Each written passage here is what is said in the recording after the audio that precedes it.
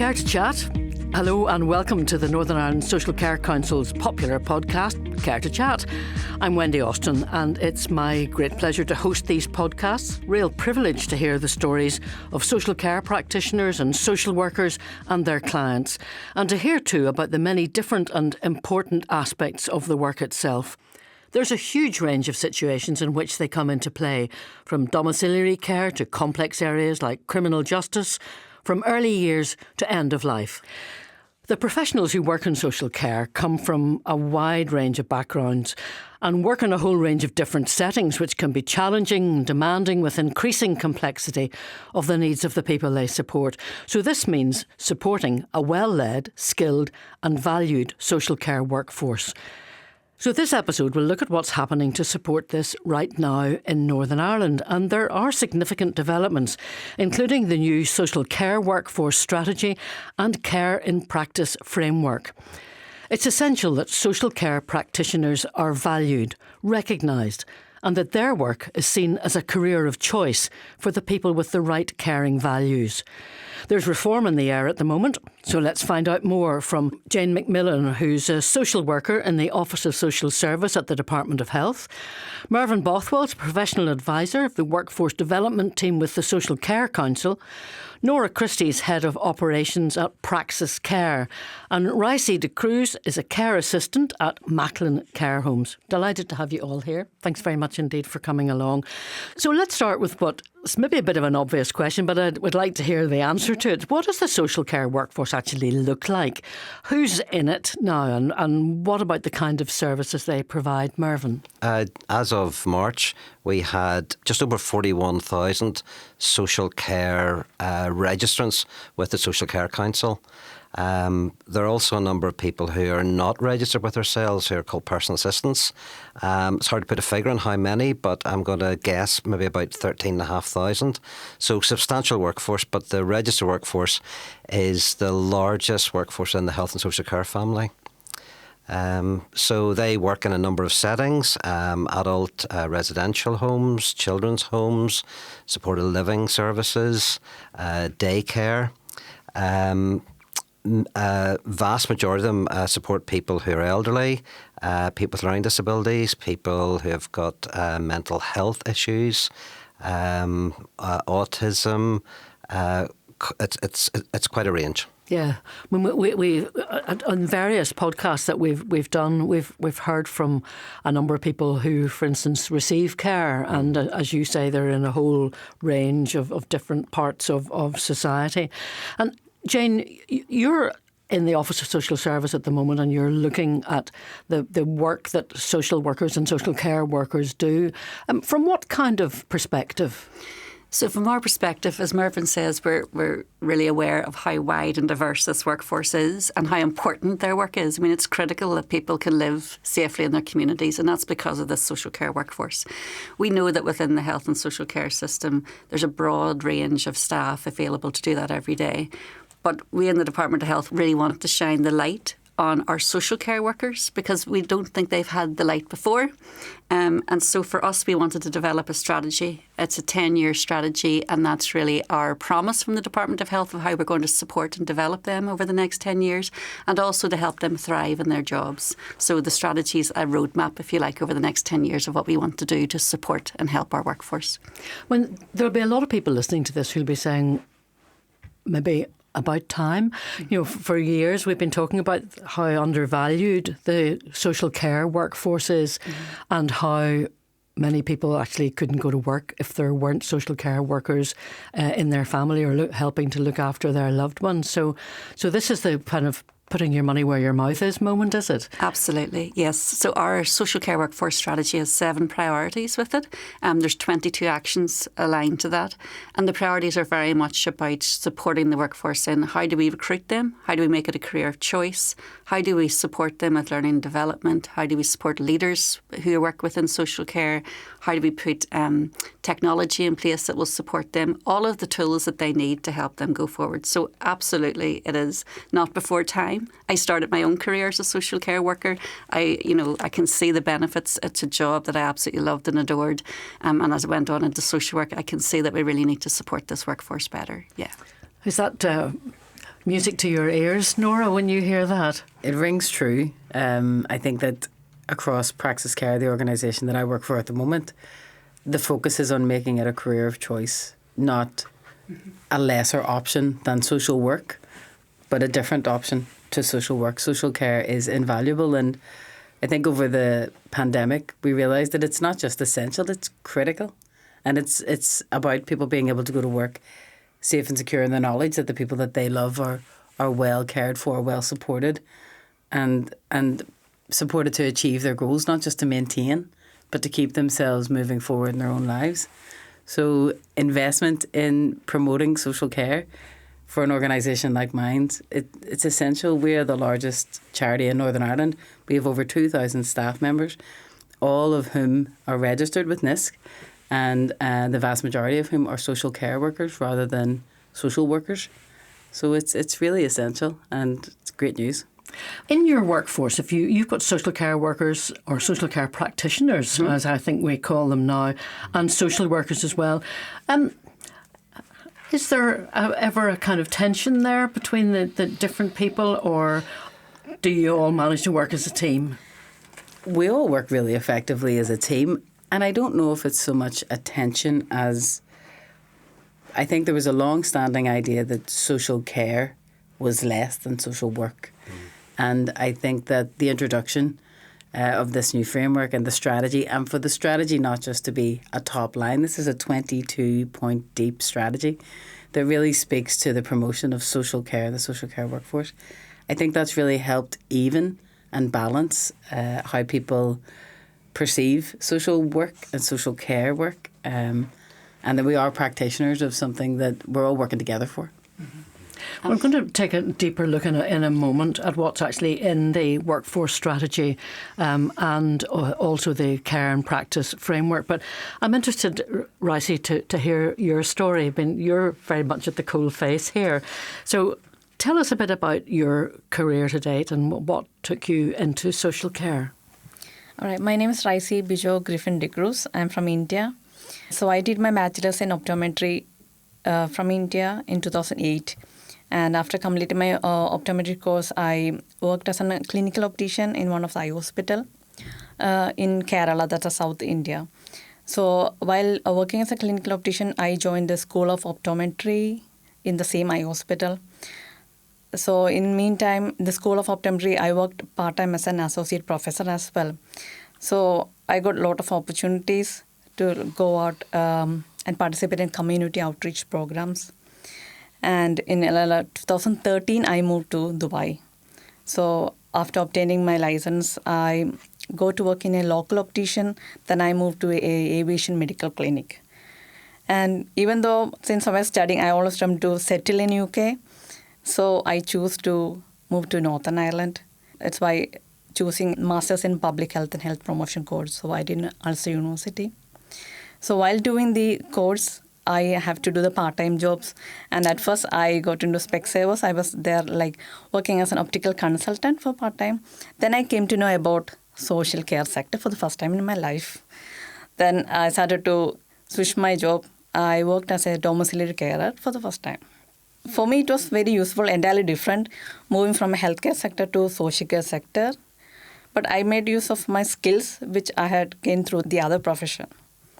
So at the moment, I work with Macklin Care Home because after completing my master's, I was really looking for a company which can sponsor a visa so that I can stay in Northern Ireland. And it was through Macklin I could achieve it. And at the moment, I work for Arlington Nursing Home. And do you like it? Yes. It's a small nursing home, so it's like a 25-bedded home, only 25 residents, so I get to know each and every resident. I mean, one of the questions that I asked Mervyn and Jane was about what the social care workforce looks like now. So what about the people that you work with? Is there a whole diversity of different people? Where do they come from? And so what are their backgrounds? So we are a small team, very small team, like less than 10 carers who work for full time. And each are from different country, their different background, different knowledge and different skills actually. So I would say everybody, as you know, in order for a team to work every day, the main thing is like a proper communication between the carers. And you can achieve that, yeah? Yes. That's interesting, isn't it, Mervyn? I mean, it's incredibly different to the way things would have been, say, 20 years ago. Absolutely, absolutely. And I was just, in terms of the strategy, when it was launched in December last year, 14% of people who recorded their nationality were from outside the UK and Ireland. 43% said they were British. 30% said they were Irish, and as I say, 14% said they came from outside the UK and Ireland, and 8% from Northern Ireland classified. And in terms of ethnicity, 5% said that they were Indian, and that was of 72% of registrants who actually recorded their ethnicity, and 7% said Black African. Other minorities 8% and Caucasian 84%. So yeah, it is an increasingly mixed workforce, and newcomers to Northern Ireland, yes, are certainly present in social care, and that's bound to continue. Mm-hmm. And that's why in the strategy we actually have specific actions to support our international workforce, because we know that we rely on them so much more, not only because we need more people coming to do this as a career of choice, but also because the people that they're working for are coming from different countries as well. So in order to support the diversity of the country that we're now living in, we need a more international workforce. So we do have actions specifically within the strategy that will help us determine how we can support those that are coming to Northern Ireland, so that they know that they're taking up a career of choice, and that they know what they need to look for when they come here, and so that they can feel more settled and have the proper pastoral care support that they need. And also then for the employers that are looking to recruit, that they know that they have support around them to do that as well. Mervyn, did you want to come back in there? Well, I'm just going to say that social care, it's not all rosy. There many people are experiencing terms and conditions which aren't brilliant. They're working on social hours. Pay sometimes is close to national living wage or minimum wage. But also I think we probably have to acknowledge that there is probably within our culture in Northern Ireland still some resistance to people who we perceive as being different from ourselves. And that's true. I mean, and we would be clearly anti that. But I think we have to recognise that there's probably some elements of society which still have an aversion to people who are maybe workers who aren't Indigenous to Northern Ireland. I think we have to recognise that, and I'm not too sure whether Praxis has experienced that. It's maybe just under the surface a bit, Have you experienced that, Norah, in Praxis? I certainly haven't experienced it, but I know that Praxis are being really proactive in trying to recruit internationally. We have just launched our own sponsored work visa, where Praxis can be the named sponsored employer, and that lends itself to more of an allure for international candidates. I'm going through some recruitment processes at the moment myself, and I can see that has really promoted an uptick in applications from people who aren't from Northern Ireland originally. Have you experienced that, Ricy? Yes, as you said in the starting of the podcast, like the professionals who work in the social care sector, everybody come from a entirely different background. So their skills and knowledge have to be, they have to be valued and recognized. Each and every person who come to Northern Ireland or to any other country to live, they really do have a purpose. See, in our care home, my background is optician, whereas the other girl, she's from India. She was a nurse practitioner in Saudi. There's another girl, and she was a social worker in India. So all have different background. So unless and until the social work practitioners need to be supported, valued, and recognized. Yeah, very, very true. It's very important. Let's just look a bit in a bit more depth at the social care workforce strategy and how it's being delivered and its priorities. I mean, you've talked about the 7 priorities. You have a couple that are particularly important to you that I think you wanted to talk about, Jane. Yes, there's so all of the priorities are important to ourselves, but really what we do is we want to work very closely with NISC. We really want to value the workforce. We want to get them in, to recruit and to make it a career of choice, as we've talked about. But two of the key priorities that are important, I think, for today's discussion is around the learning and development that we have to do for social care workers and supporting the leaders in their learning and development as well. And those priorities are keen for us today. We also talked earlier, and Norah, you picked it up around, the term social care practitioner, maybe it was yourself, Wendy, and that is really important for us. The whole purpose of this strategy is to say that, we do value our social care workforce. And I know that we say it and it can feel like words sometimes. So we want the strategy to really underpin all of that and say, actually, we want our social care workers who pick this up and read it, that they feel valued. And that's why we changed the term to social care practitioner. And that's a deliberate part of our strategy, first and foremost. And that's really important for us because the work that social care practitioners do is more than just providing a task or providing a care. They're going into people's homes. They're understanding the family dynamics, the complications that happen in the homes. They're advocating on behalf of their families. Those are skilled jobs. It takes skilled communication. They're advocating every day. That's a skilled piece of work. And because of that, we feel that the term practitioner reflects more of what they do. Yeah, even I feel like saying, you are a carer. No. When you say social care practitioner, it's a value giving to that profession rather than telling, no, you are a carer. No. Yeah. I mean, for me, I would say, why not we call everybody social care practitioner? Even in the badge, it says care assistant rather than replacing it with the phrase a social care practitioner. It makes you feel better. Yes. Yeah, valued. Yeah, rather than, we value them. I mean, it's not through the words. You have to implement in practice. It does jar with me a bit, and with colleagues when people say, I'm just a care worker. I'm just a care worker. Yeah, so it's just devaluing ourselves, right? Absolutely. So we have to, no, I'm a care practitioner. I am a social care practitioner. Yeah. Mm-hmm. And so what we want to do is that term is create almost like a cohesion of people that can actually recognise their worth, recognise their role, and that our public actually recognises it as well, so that they can actually say, these staff, this workforce, are just as important as any of our other health and social care workforce. So it's about elevating their position. And that's really, really key for us. So that underpins everything that we do within the strategy. And then very much in order to help that as well, the learning and development priority that we have is really, really key to making sure that that happens. So we work very closely with NISC in the Department of Health to make sure that we can bring the actions within that priority to the fore. It's about making sure that all of the social care workers have the right learning opportunities and the right training that's relevant to their role. And we've already talked about the diversity of the roles. So that's really challenging for us. How are we going to make sure that we get all of the training that's needed?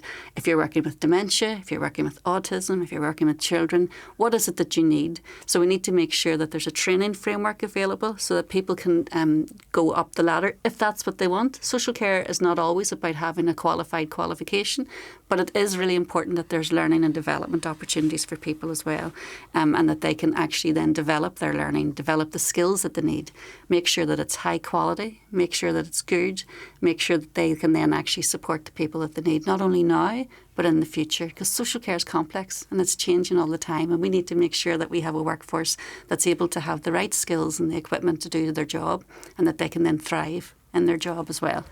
Do you find you need to encourage people to get involved in their own development, Norah, or are they keen to do it already? I think there's been a real shift in the social care practitioner workforce where people want to be recognised as a legitimate workforce and as legitimate players in the social care field.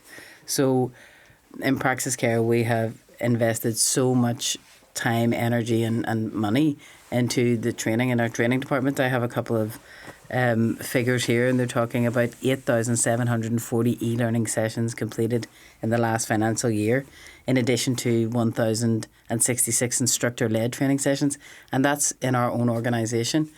I think what we're talking about in terms of the training framework and the learning and development opportunities that are coming through from the strategy and the care and practice framework, it's about that fluidity. Social care is such a dynamic workforce.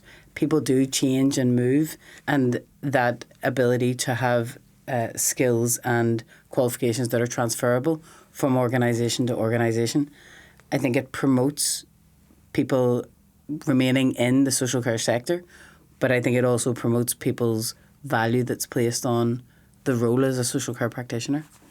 So there's in the care and practice framework, Mervyn, as Jane and Norah have said, there are different kind of levels. And talk us through those. And I know Ricy has already got her level 2 certificate, I think. I know I'll come to her in a second, but tell us about that.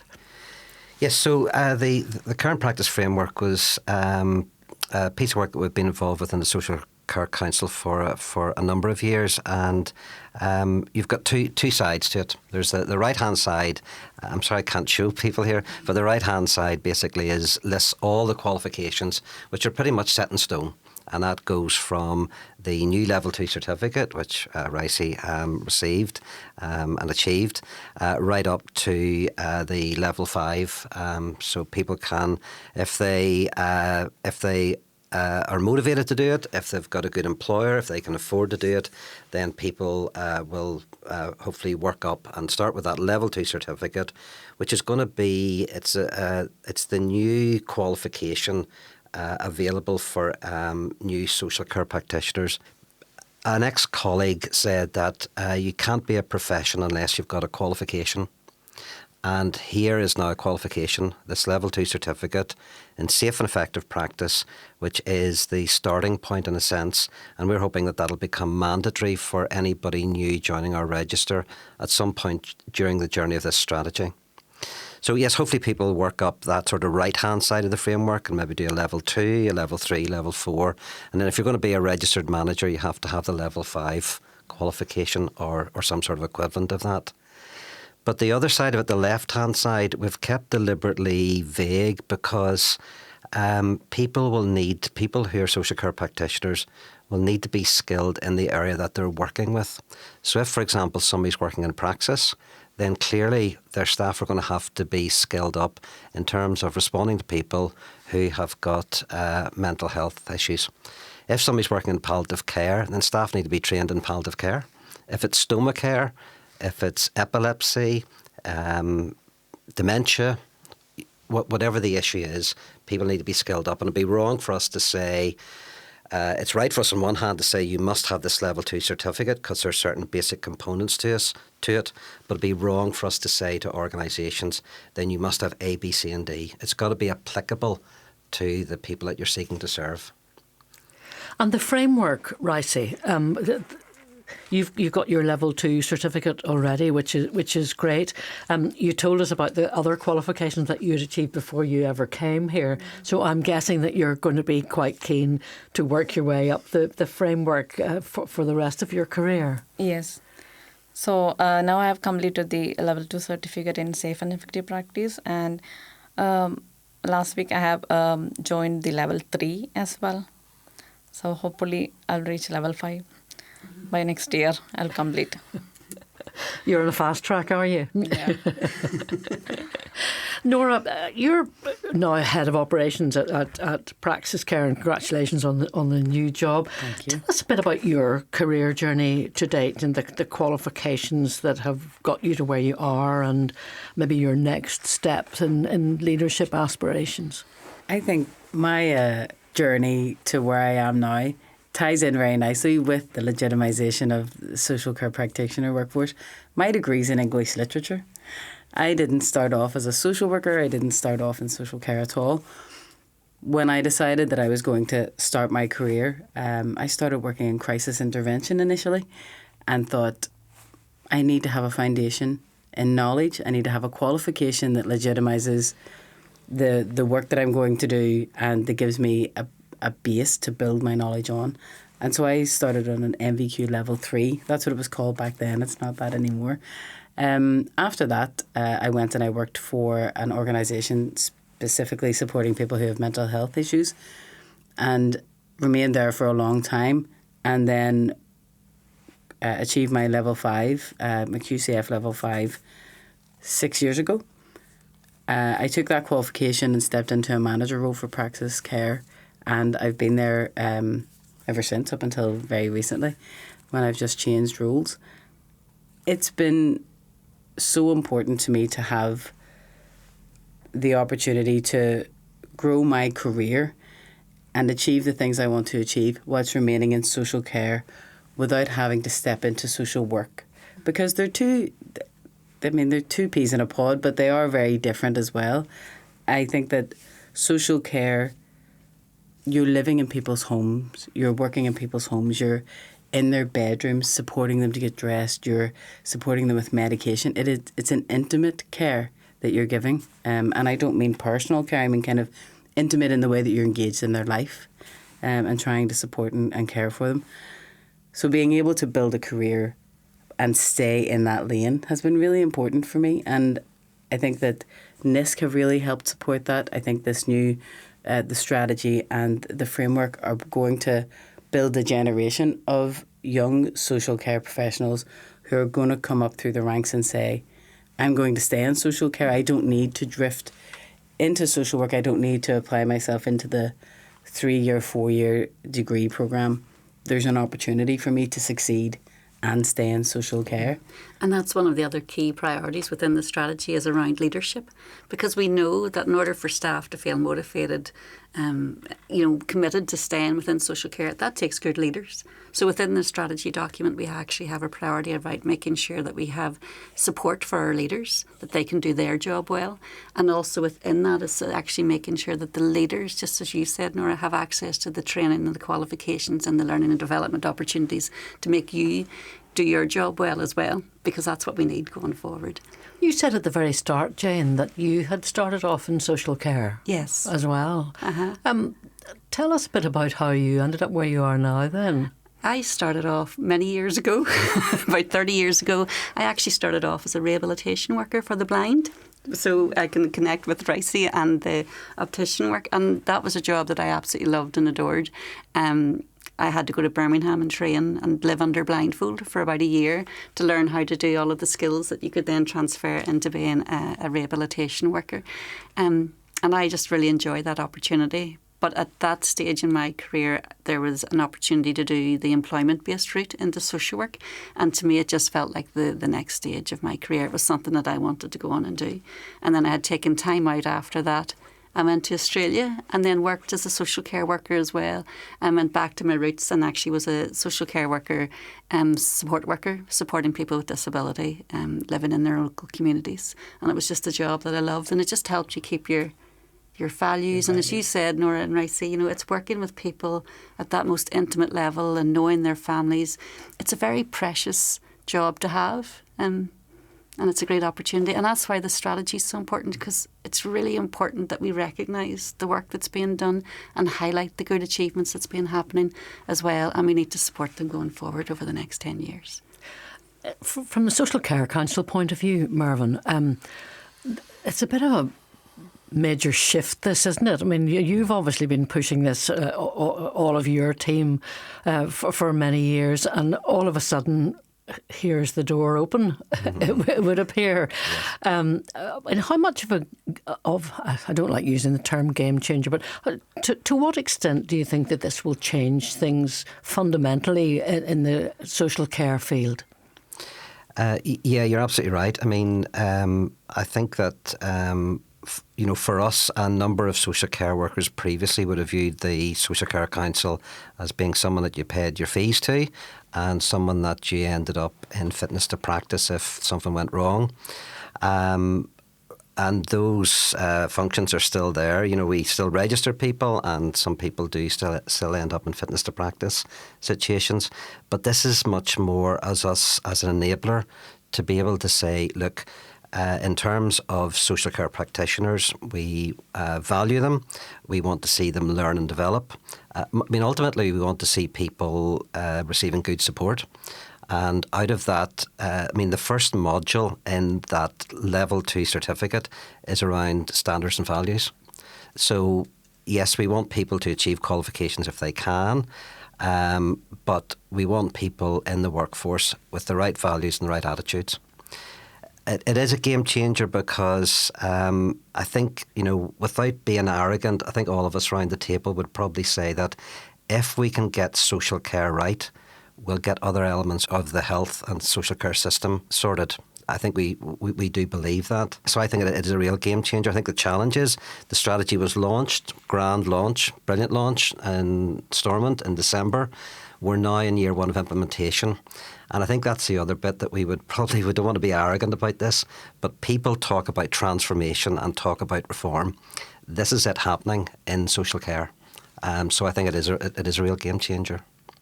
So for anyone who's listening to this, I mean, Ricy, what would you say to anyone who's listening to this and thinking of a career in social care? So I would say, like, if anybody would like to work in the social care sector, they should be prepared to work in a diverse population. And the other thing is take the initiative and seek the opportunity to learn and develop the skills so that you can provide a safe and quality care to your resident, client, or to your patients. Jane, what about you? I mean, you're one kind of key takeaway for anyone who's thinking about a career in social care. I think for me, if you want to make a real difference, if you want to do a good change, then you have a career in social care. That's where you need to go. And is it all about value and attitudes, Norah, as well? I think it's all about those intrinsic values and attitudes. We can teach the skills, but the values and attitudes have to be there to begin with. You want the right person in the home of the people that they're there to support. I think that I would tell anyone who wants to work in social care, it's a real job, it's a viable career, and there are opportunities there to succeed. 80% of the senior management in Praxis Care have been promoted from within, started as support workers, up to team leaders, through to manager, and then up to heads of operations and regional directors. And there's a pathway there for success while still being able to deliver the care and the support that we all got into these roles to deliver. Well, that's pretty good. You're pretty good illustration of how it happens, aren't you, Mervyn? And also within the context of people having the right values and attitudes, it's an open door.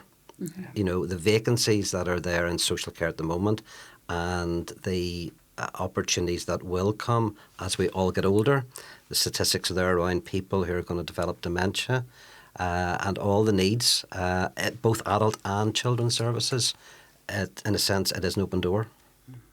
And that's a real important point, actually. We should have maybe stressed that it is such a diverse jobs out there. It's not, I think most people, when they think of social care, they think of home care workers or domiciliary care workers, which are vital and important. But sometimes people think, oh, I don't want to do that. It mightn't be for me. Social care gives you so much choice. You could work with children. You can work with all age groups in all different areas of work. I mean, there really is a job for everyone. So we would encourage everyone to take it because it is a career that really does make a difference. And what about the future? I mean, where are we going from here? As Mervyn said, you know, this is the document. You and he and you, Jane, both have it in front of you.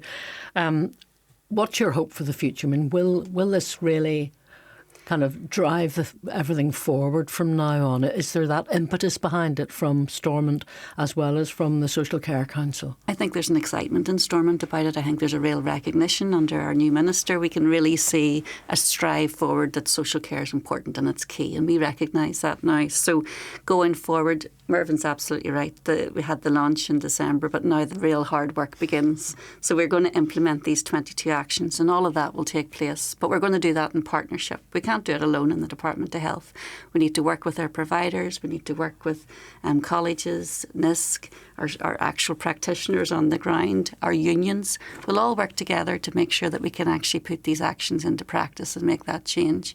And my hope going forward is then that we will have a future where social care practitioners are recognised, do feel valued, not just be valued, but they feel valued, and that we can give them training opportunities, learning opportunities, and we'll have a career that's fit for the future. You see that happening, Norah? I do. I see that already starting to happen. I think that the opportunities that are coming forward now really put the flesh on the bones of what Mervyn and Jane are talking about, and you know what Ricy and I have experienced working in the field. But I think my hope for the future for the social care sector is that if we get that right, and Mervyn, you alluded to that earlier as well, if we get this right, it will free up so many other opportunities for the social care system to reset itself, for the health and social care system to integrate better, for people to be able to be discharged from hospitals into appropriate places of care and support that meet their needs adequately. If we train the people and have them in role, that opens that door, frees up beds, and the whole system flows far better. That's my hope for this. Mervyn, what are your hopes for the future? Where are we going from here? Well, I'd like to think that even before the 10 years are up, that every social care organisation, there are about 480 in Northern Ireland, that includes the 5 trusts, that every organisation would have a complete set of staff. They'd be fully staffed, that those staff would, generally speaking, stay and not leave for perhaps reasons that, that they would stay there. They would see it as a worthwhile career, that those staff would be skilled up to whatever level they want to go to, whether it's to get to a level 5 qualification or just to keep continuously learning and develop and stay where they are. But ultimately that people supported would say, I'm getting a good service from the organisation that is seeking to support me, and that the staff who are actually delivering the care and support, they've got the right values, the right attitudes, and I'm getting a good service. So that's a real vision. Every position filled with a skilled worker with the right values and attitudes, but ultimately people saying, I'm getting a good service. Ricy, would that be something that you would be aiming for as well? I mean, you obviously care very much about the people that you're caring for. Yes. I would like to say, see the new course, Level 2 certificate in safe and effective practice. I would say, if see, in the care home where I am working, I am the only one who have that qualification. Just nobody has the qualification. They have done only the 4-day law induction when they joined that particular care home. So if that would be, if the NIS can make it like a mandatory, the level 2 should be mandatory qualification for all the carers. It would be much helpful, so that everybody will, just because they all came from a different background, they might have the skill but not the basic skill and knowledge they need to work in a social care sector. So if the level 2 is going to be mandatory, so everybody will be an equal level, equally valued and recognised. Mm-hmm. It's a very good point. What about that, Mervyn, just finally? Yeah, if we were to make it mandatory for the 41,000 people here in social care at the moment, it would blow the system in Stormont. We'd not be able to fund that. That's why we have to start with people who are coming new. The certificate is open to anybody, but it's targeted at those people who are joining or have just joined social care. So we have to start somewhere, and I think that's where to start. We're registering about 900 people per month in the Social Care Council. Now, not all of them will be social care practitioners, so there'll be people leaving social care, but there are people coming to social care. So I think that's where we start. With those people who are new. Mm-hmm. Well, look, it's been absolutely fascinating hearing from all 4 of you. Thank you very much indeed to Jane, to Mervyn, to Norah and to Ricy as well. If you want to find out more about the social care workforce strategy and the care and practice framework, you will of course find more details on the Northern Ireland Social Care Council website. And that's also where you'll find all of the other podcasts in the 3 series of Care to Chat. Do make sure that you subscribe. It is free, by the way. It doesn't cost you any money. But if you subscribe, then you won't miss another episode, and you can have a listen, you can rate us, and of course, tell all your friends and colleagues. Thanks for listening.